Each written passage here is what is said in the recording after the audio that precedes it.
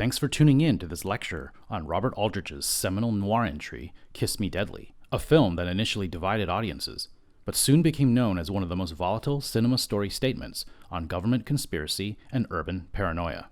This video will of course reveal spoilers, so subscribe to this channel or save the video to watch after the feature. In this lecture, I will argue that Kiss Me Deadly, like many noirs of the 1950s, added two elements to film noir that were new ideas. One is that the filming style became more realistic, as many filmmakers were starting to get used to neorealism as a visual style. I will go into neorealism a little bit later in this video. And the other element is that in the 1950s, movie themes became much more dramatic, almost as if it were another genre entirely, like opera. While noir tropes were used in the 1940s to challenge family structure and societal gender roles, noir in the 50s was much bigger, addressing more serious global concerns such as immigration, hostile international relations, and as we'll see in this film, nuclear war. As the themes became bigger, so too would the filmmaking style. In this movie, everything is over the top. The angled camera work, the maudlin lines of dialogue, and the practical effects. And the mise-en-scène is set up so that we understand the circuitous story in a clear way. Mike Hammer, played by Ralph Meeker, visits suspect after suspect, trying to figure out who was trying to kill the mysterious woman he meets in the first scene, Christina Bailey, played by the great Cloris Leachman. We realize that she, as Hammer is, unwittingly caught up in a conspiratorial effort to acquire some sort of illegal vessel of destructive nuclear power. Of course, Aldrich's tale is very simply told. Perhaps too simply.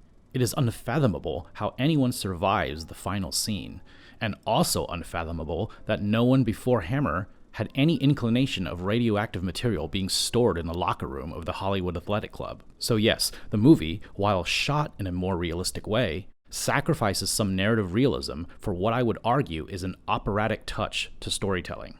The film's allusions to biblical figures, like Lot's wife, and ancient Greek folklore, such as Pandora, seem to suggest a similar gravitas as well. Unlike the two family noirs, like Phantom Lady and Mildred Pierce, Kiss Me Deadly is more epic and more operatic. Even if you have never watched an opera, you might know that opera is a staged musical work, and often in an opera, you portray life as bigger than it is. What with its lush, staggeringly difficult music, and over-the-top sexualized death scenes. In that regard, I don't think it would be inappropriate to think of this movie as a kind of opera. An opera, at its very core, is about showing off. It's about presentation. It's about rehashing major themes in a very romanticized way.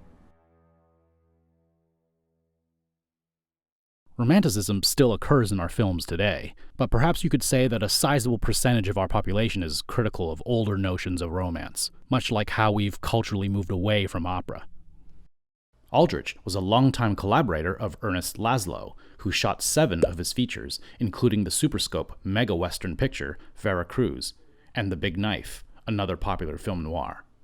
By now, you will probably agree that film noir is the domain of the cinematographer, because lighting, like the other features we are studying in this class, play a big part in the storytelling, namely that shadows and obscurity reveal the fears of the viewing public.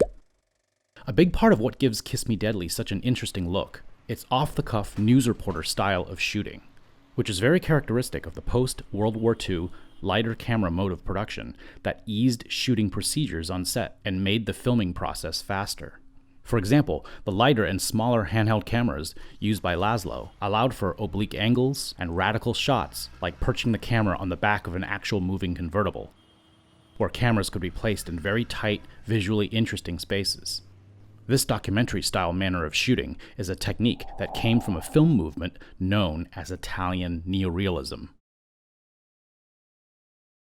While the Italian filmmaking giants weren't the only practitioners of the craft, many films made during the Mad 50s adopted a realist technique popularized by these iconoclast filmmakers, who championed a run-and-gun style of shooting wherein the subjects were always set among the working class, the camera handheld, and almost everything was shot in natural locations. Most importantly, the sound was either used as is or rebuilt completely in the studio later using ADR techniques.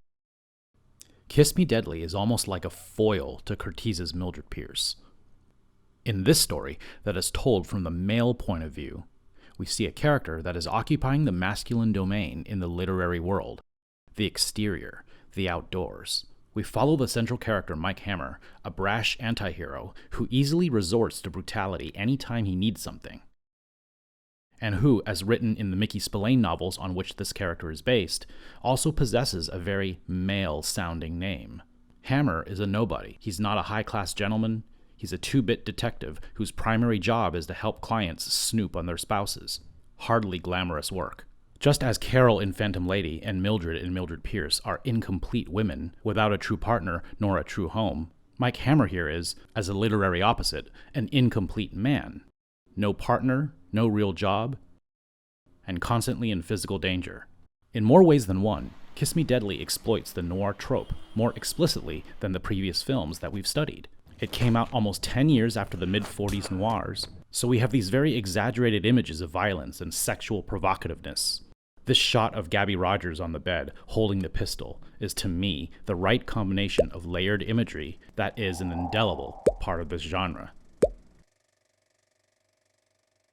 Robert Aldrich cleverly uses trope as a framework to tell a current event type of story, tried and true storytelling techniques to address something that is new.